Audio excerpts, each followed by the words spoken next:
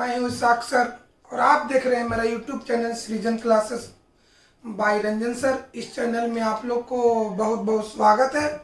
आप लोग को मालूम होना चाहिए कि हम मैथ में प्रोबेबिलिटी पढ़ा रहे हैं, प्रोबेबिलिटी में थ्योरी, और आज थ्योरी लास्ट है, फिर चैप्टर बनाएंगे हम। तो आइए हम लोग समझिए।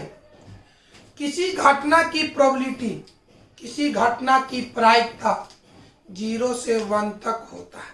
चाहे कोई भी घटना है, अगर उसकी प्रायिकता 0 से 1 तक होता है, अगर आप प्रोबेबिलिटी का कोई मैथ बनाते हैं और प्रायिकता निकालते हैं तो निकालने के बाद देख लो कि 0 से 1 तक है कि नहीं है।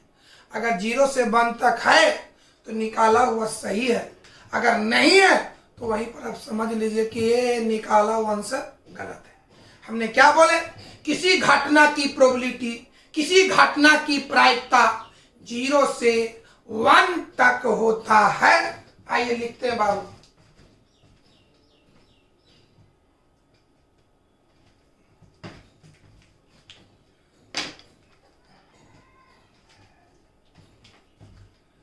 देखो, कंसेप्ट किसी घटना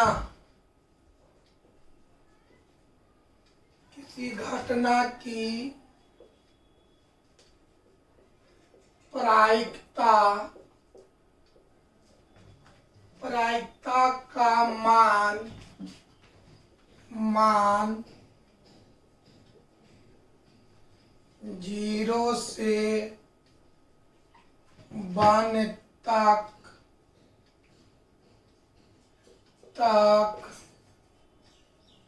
होता है। किसी घटना की प्रायिकता का मान 0 से 1 तक होता है। यहाँ पर आइए, तक का संकेत होता है लेस देन इक्वल टू। इसको क्या पढ़ेंगे? Less than equal to. बताओ, तक का सिंबल क्या देना है? क्या पढ़ेंगे? Less than equal to. इसको पढ़ना है लेस देन इक्वल टू। जहां पर तक का बोध हो वहां पर चिन्ह होना चाहिए लेस देन इक्वल टू। क्या लिखे? किसी घटना की प्रायिकता का मान 0 से 1 तक होता है। आइए हम एग्जाम्पल के माध्यम से सिखाते हैं। अगर कोई घटना ई है, बताओ यहाँ पर घटना कौन है? ई है। तो ई की प्रोबेबिलिटी, ई की प्रायिकता 0 से 1 तक होता है। क्या लिखेंगे बाबू? ई की प्रायिकता, यानी हम लिख सकते हैं प्रोबेबिलिटी ऑफ ई का मान 0 से 1 तक होता है, 1 तक होता है। अर्थात इसी भाषा को लिखेंगे। बता, 0 से 1 तक किसका मान? प्रोबेबिलिटी ऑफ ई का मान। अर्थात लिखेंगे 0 तक का चिन्ह क्या? Less than equal to. 0 less than equal to probability of E less than equal to, यानी प्रोबेबिलिटी ऑफ ई का मान 0 से 1 तक। आइए और चलते हैं बाबू। अगर कोई घटना बी है तो हमने क्या बोले? चाहे कोई भी घटना रहे उसकी प्रायिकता 0 से 1 तक होता है। तो बोलो भाई, घटना कौन है? बी। तो बी की प्रायिकता 0 से 1 तक। क्या लिखेंगे? प्रोबेबिलिटी ऑफ बी का मान 0 से 1 तक होता है। अर्थात बोलो मेरे भाई, क्या लिखेंगे? बताओ, इसका मान 0 से 1 तक का सिंबल बोलो less than equal to. 0 less than equal to probability of B less than equal to 1। कोई दिक्कत, कोई प्रॉब्लम? आइए और इसको एक नजर देखिए और आगे हम बढ़ते हैं।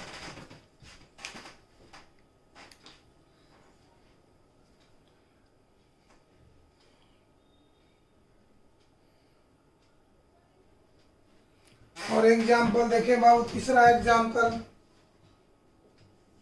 अगर घटना ए यूनियन बी हो, इसका मतलब ए यूनियन बी की प्रायिकता कहां से कहां, 0 से 1 तक होगा।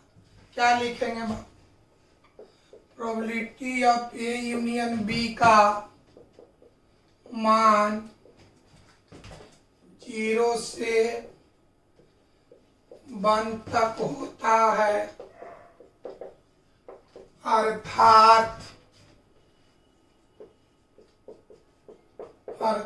इसी भाषा को, इसी को हम संकेत में लिखेंगे क्या, 0 less than equal to probability of A union B less than equal to 1। याद रखना है, अगर आप किसी घटना की प्रायिकता निकालते हैं तो निकालने के बाद देख लो कि 0 से 1 तक है कि नहीं। अगर है तो निकाला हुआ सही है, अगर नहीं है तो निकाला हुआ गलत है। आइए और समझाते मेरे भाई, कोई दिक्कत है मेरे भाई? चलिए देखा जाए, अगर घटना ए इंटरसेक्शन बी हो, मान इस घटना की प्रायिकता, कोई भी घटना रहे उसकी प्रायिकता, उसकी प्रोबेबिलिटी 0 से 1 तक होता है। यहाँ घटना के रूप में ए इंटरसेक्शन बी है, एक मतलब क्या हो गया, probability of A intersection B का मान 0 से 1 तक होता है, अर्थात बोला जाए 0 less than equal to probability of A intersection B less than equal to 1। कोई दिक्कत, कोई प्रॉब्लम? आपको ये कंसेप्ट समझ में आ गया हो गया? चाहे कोई भी घटना रहे उसका मान, उसकी प्रायिकता का मान 0 से 1 तक होता है। तो देखिए इसको,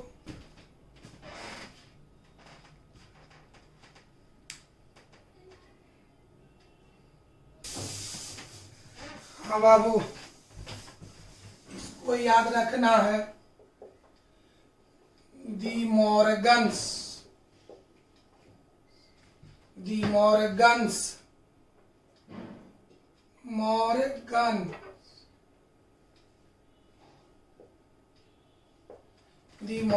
लॉ, हिंदी में इसको कहिए द मार्गन का नियम। इसको याद रखना है बाबू।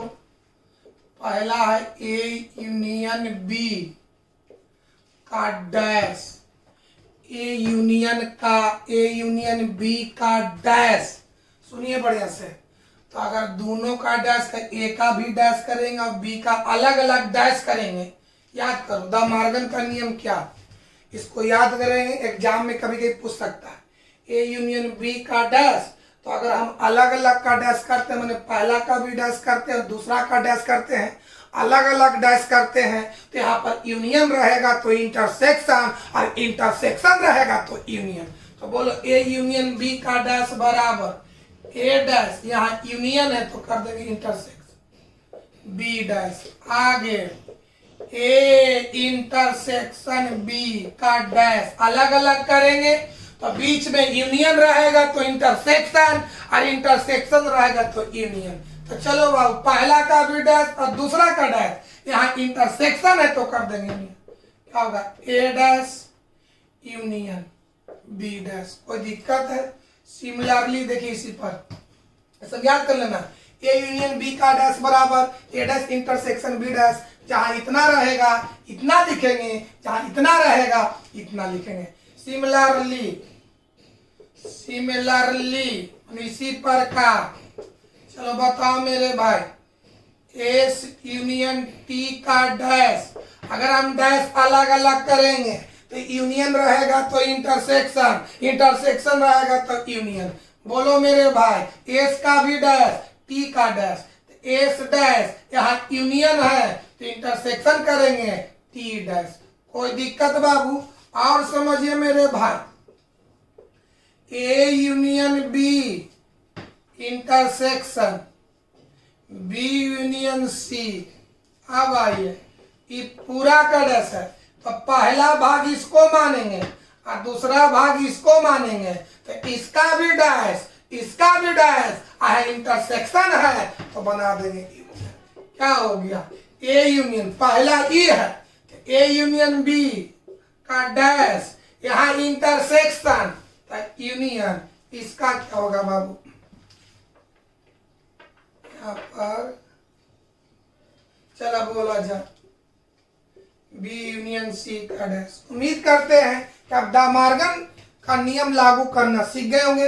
अगर डैश अलग अलग कीजिएगा तो जो इंटरसेक्शन रहेगा यूनियन कर देना है, अगर यूनियन रहेगा तो इंटरसेक्शन कर देना है। देखिए एक नजर बाबू इस पर गौर किया जाए।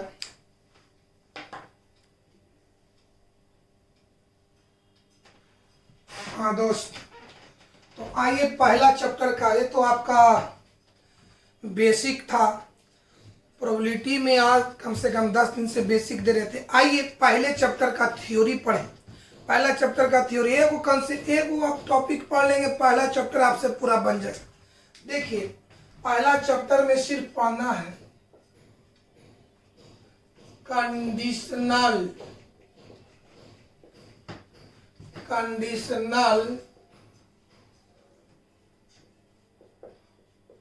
प्रोबेबिलिटी,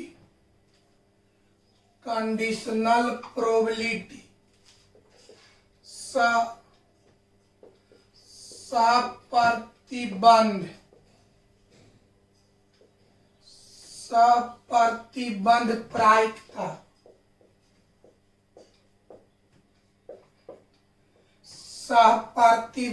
प्रायिकता, कंडीशनल प्रोबेबिलिटी, हिंदी हो गया सप्रतिबंध प्रायिकता।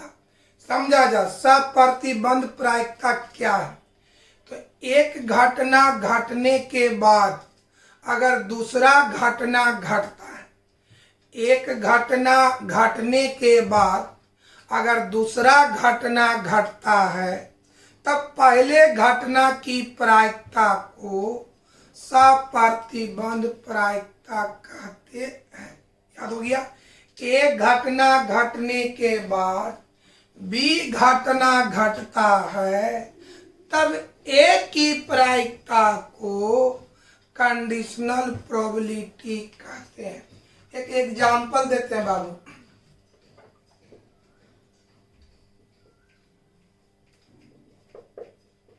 मैट्रिक्स पास होने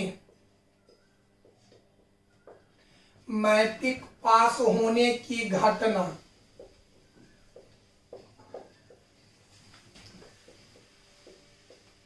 बताइए भाई, मैट्रिक्स पास होने की घटना को ए माने, मैट्रिक पास होने की घटना को ए माने। दूसरा देखिए, इंटर पास होने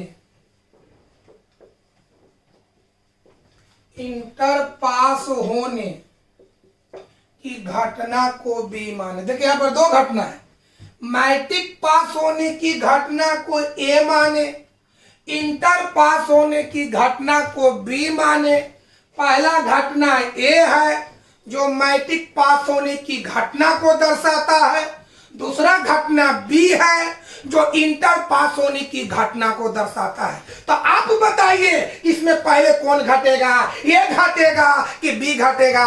बताओ मेरे भाई, पहले मैट्रिक पास किया जाता है कि इंटर? तो उम्मीद करते हैं कि आपका आंसर होना चाहिए मैट्रिक। तो यानी मैट्रिक पास होने की घटना को ए और इंटर पास होने की घटना को बी। तो पहले किसको पास किया जाता है? मैट्रिक्स को। यानी पहले घटना घटेगा ए और बाद में घटेगा बी। यानी ए घटना घटने के बाद बी घटना घटता है, तब ए की प्रोबेबिलिटी को ही हम कंडीशनल प्रोबेबिलिटी कहा जाता है। बात समझ में आया? एक बार समझो, मैट्रिक पास होने की घटना को ए कहा जाता है, ए से दर्शाया जाता है, और इंटर पास होने की घटना को बी से दर्शाया जाता है। तो बताओ अब इतना तो जरूर नॉलेज है कि पहले मैट्रिक पास किया जाता है कि पहले इंटर। तो पहले मैट्रिक्स, यानी पहले घटना घटेगा ए, बाद में घटेगा बी। यानी ए घटना घटने के बाद बी घटना घटता है, तब ए की प्रोबेबिलिटी को क्या रहेगा, कंडीशनल प्रोबेबिलिटी कहा जाता है।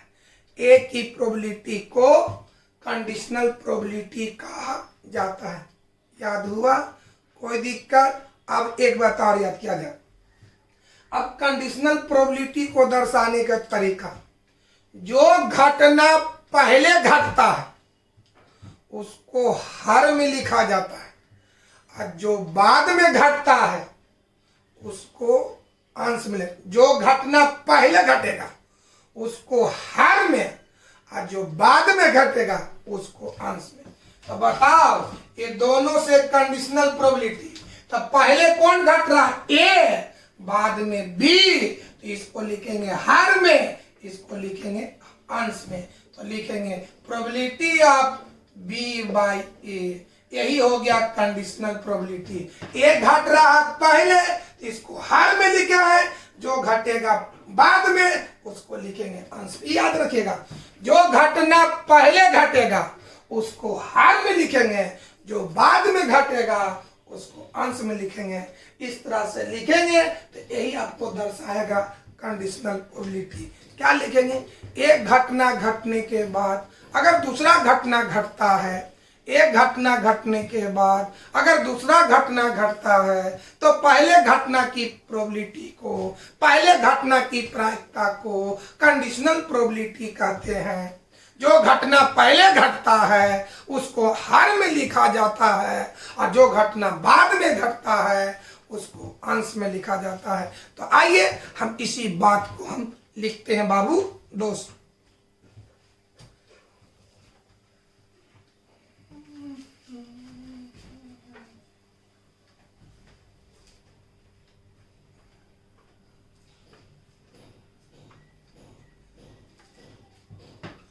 क्या लिखे बाबू?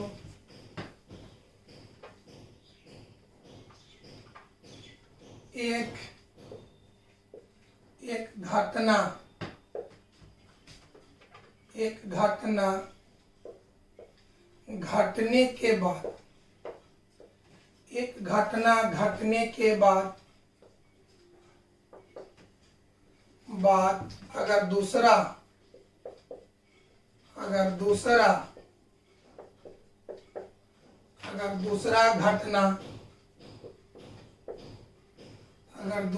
घटना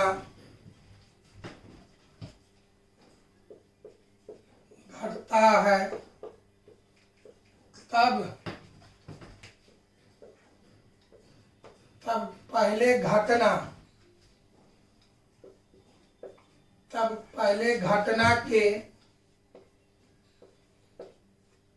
प्रायिकता को, तब पहले घटना के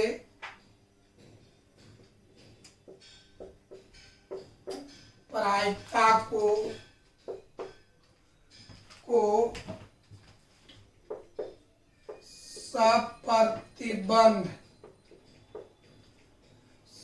सप्रतिबंध प्रायिकता, सप्रतिबंध प्रायिकता कहते हैं। कोई दिक्कत है?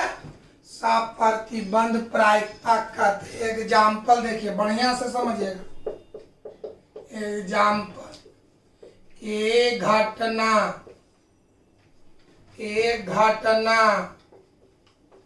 घटने के बाद बी घटना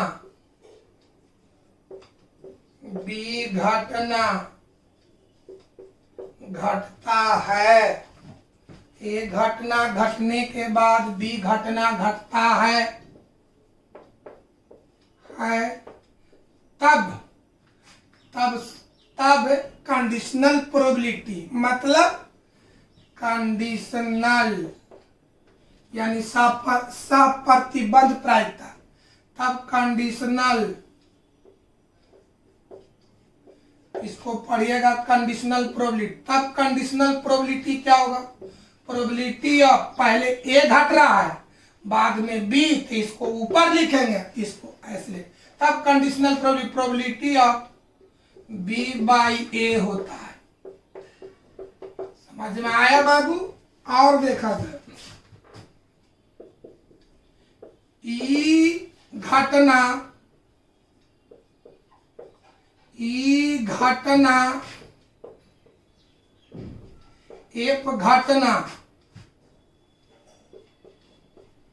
ई घटना एफ घटना घटने के एफ घटना घटने के ई घटना एफ घटना घटने के बाद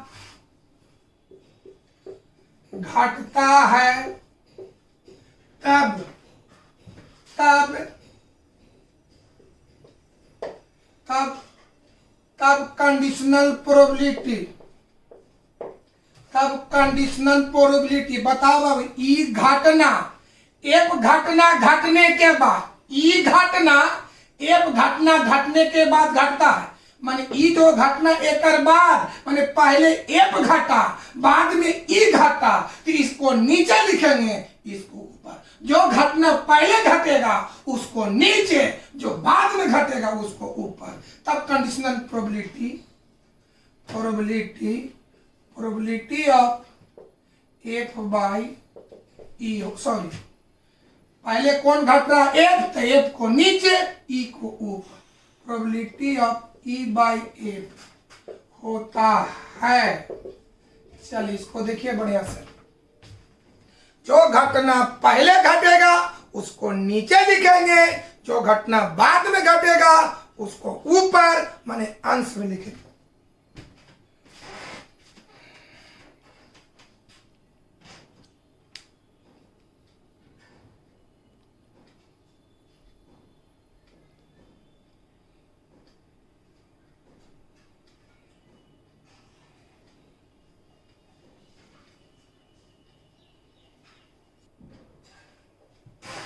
तो देखो बउआ और आगे देखिए तीसरा ए यूनियन बी घटना घटने के बाद ए यूनियन बी घटना घटने के बाद बी घटना घटता है। चलिए तब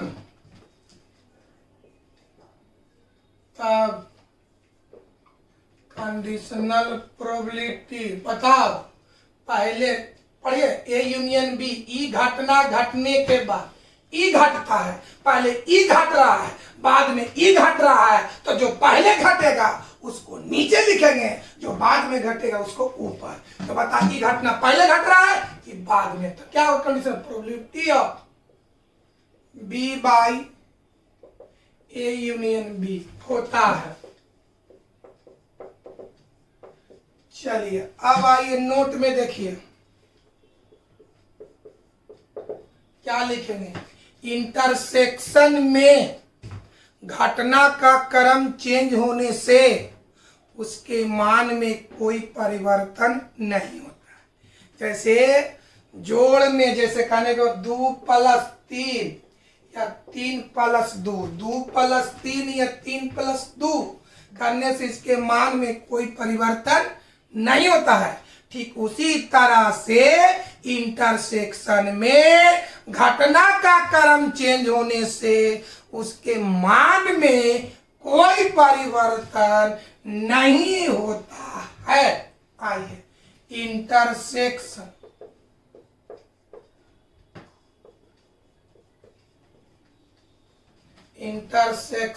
में घटना के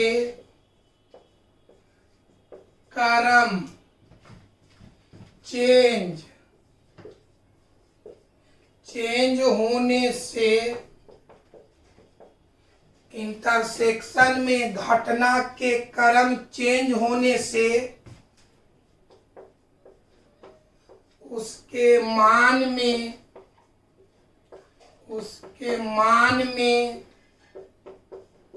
कोई परिवर्तन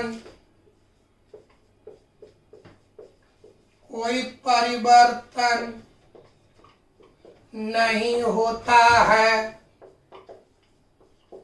कोई कोई परिवर्तन नहीं होता है। एग्जाम्पल ए इंटरसेक्शन बी, तो क्रम चेंज कर दो, आगे वाला पीछे, पीछे वाला आगे।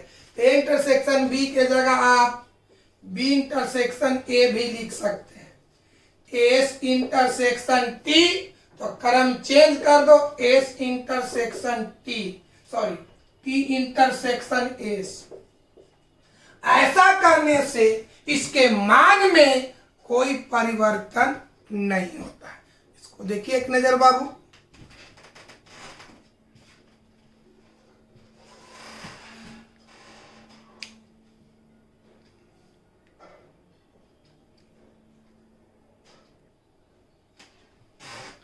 देखो छोड़ो, आइए probability of A by B. चल इसका मान निकालने का फॉर्मूला देखिए। पहला घटना ए, दूसरा घटना बी है, तो सूर्य इसका फॉर्मूला कैसे होता है? दोनों के इंटरसेक्शन, दोनों घटना का इंटरसेक्शन। तो पहला घटना ए या दूसरा घटना बी है, तो दोनों का इंटरसेक्शन, तो चाहते ए इंटरसेक्शन बी लिखे या बी इंटरसेक्शन ए लिखे, तो दोनों के इंटरसेक्शन की प्रोबेबिलिटी, यानी probability of A intersection B बटा नीचे की प्रोबेबिलिटी, प्रोबेबिलिटी ऑफ बी। और समझिए probability of E by F, E by F. तो बता, पहला घटना ई है, दूसरा घटना एफ है, तो दो क्या फॉर्मूला होता है? दोनों के इंटरसेक्शन की प्रोबेबिलिटी बटा नीचे की प्रोबेबिलिटी। दोनों घटना के इंटरसेक्शन की प्रोबेबिलिटी बटा नीचे की प्रोबेबिलिटी। तो दोनों बताओ, ई और एफ, तो ई और एफ का इंटरसेक्शन चाहे तो इंटरसेक्शन एफ लिखिए या एफ इंटरसेक्शन ई लिखिए। अब सकता सर दोनों में से कोई लिख सके, तो दोनों की इंटरसेक्शन की प्रोबेबिलिटी, तो प्रोबेबिलिटी ऑफ इंटरसेक्शन एफ बटा नीचे का प्रोबेबिलिटी। अब चलिए probability of B by F. चलो क्या फॉर्मूला? दोनों का इंटरसेक्शन, तो पहला घटना बी है, दूसरा घटना सी है, तो दोनों के इंटरसेक्शन की प्रोबेबिलिटी यानी probability of B intersection C, probability of B intersection C बटा नीचे का प्रोबेबिलिटी। चलिए बाबू, अब आइए probability of C by D. क्या होगा? दोनों का इंटरसेक्शन यानी probability of C intersection D बटा नीचे का प्रोबेबिलिटी, प्रोबेबिलिटी ऑफ डी। कोई दिक्कत, कोई प्रॉब्लम बाबू? इस तरह से यानी क्या देखें, कंडीशनल प्रोबेबिलिटी निकालने के लिए हमको कौन कौन चीज का मान चाहिए। सबसे पहले समझ लो, कंडीशनल प्रोबेबिलिटी निकालना है तो कौन कौन चीज का? तो सबसे पहले दोनों घटना की प्रोबेबिलिटी। बढ़िया समझो, अगर हमको कंडीशनल प्रोबेबिलिटी निकालना हो, सब प्रतिबंध प्रायिकता निकालना हो, तो सबसे पहले दोनों घटना के इंटरसेक्शन की प्रायिकता चाहिए और जो घटना पहले घटता है उसकी प्रायिकता चाहिए। बात को सुना जाए, कंडीशनल प्रोबेबिलिटी निकालने के लिए सबसे पहले दोनों घटना के इंटरसेक्शन की प्रायिकता चाहिए। इसके बाद जो घटना पहले घटता है उसकी प्रायिकता चाहिए। एक बार सुनो, सब प्रतिबंध प्रायिकता निकालने के लिए सबसे पहले दोनों घटना के इंटरसेक्शन की प्रायिकता और जो घटना पहले घटता है उसकी प्रायिकता चाहिए। जैसे कोई बोल दे बाबू कि probability of M by N का मान निकालें, तो probability of M by M का मान निकालने के लिए पहले देख लो कि एम इंटर एक, हाँ बताओ, एम बाई एन का मान निकालना है तो क्या है, क्या बताओ? इसका मान निकालने के लिए हमको दो चीज का मान चाहिए। पहले एम इंटरसेक्शन एन, एन की प्रायिकता चाहिए, उसके बाद पहले घटना कौन घटना, पहले बढ़िया से समझो, इतना का मान निकालना। कितना का मान निकालने के लिए पहले देख लो कि एम इंटरसेक्शन एन का प्रायिकता है कि नहीं है, फिर एन की प्रायिकता है कि नहीं है। अगर दोनों है तो फार्मूला लागू करके मान बैठा। हमने क्या बोले, कंडीशनल प्रोबेबिलिटी अगर निकालना है तो पहले देख लो कि दोनों घटना के इंटरसेक्शन की प्रायिकता और जो घटना पहले घटता है उसकी प्रायिकता है कि नहीं। अगर है तो डायरेक्ट फार्मूला लागू करो, अगर नहीं है तो पहले दोनों का मान निकालो। जैसे इतना का मान निकालना है तो एक का मान निकालने के लिए हमको चाहिए probability of M intersection N और प्रोबेबिलिटी ऑफ एन का मान चाहिए। कोई दिक्कत है, कोई प्रॉब्लम समझ में आया? यानी कंडीशनल प्रोबेबिलिटी निकालने के लिए हमको दो चीज चाहिए। सबसे पहले दोनों घटना के इंटरसेक्शन की प्रायिकता और जो घटना पहले घटता है उसकी प्रायिकता चाहिए। आइए बाबू और समझते हैं।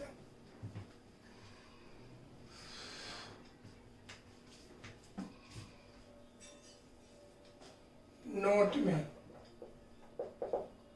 देखो, बताओ probability of A by B क्या होता है?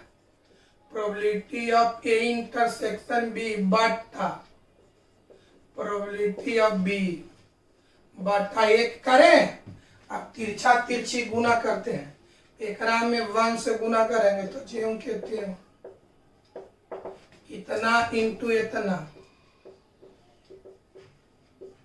इंटू क्या देखें।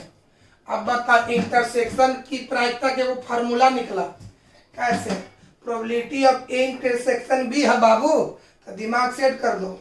इतना का मतलब देखो, probability of A intersection B का मान कैसे निकालेंगे? देखिए फार्मूला से मत करो, probability of A by B into पीछे का प्रोबेबिलिटी।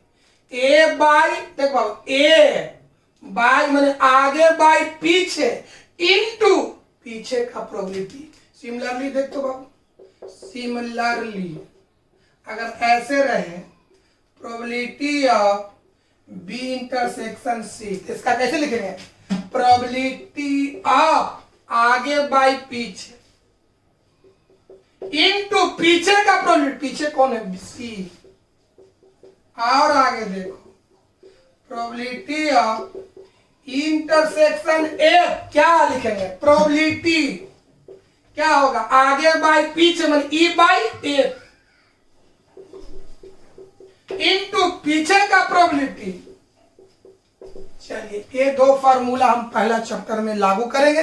कल से हम पहला चैप्टर आपको प्रोबेबिलिटी बनाएंगे भाई, इतना दिमाग में आप डाल लेंगे और पहले जितना आवश्यकता होता पहले ऑब्जेक्टिव बना लेंगे, तो हम आपको एक्सरसाइज में एंट्री करेंगे। आज की क्लास को समाप्त करते हैं दोस्तों।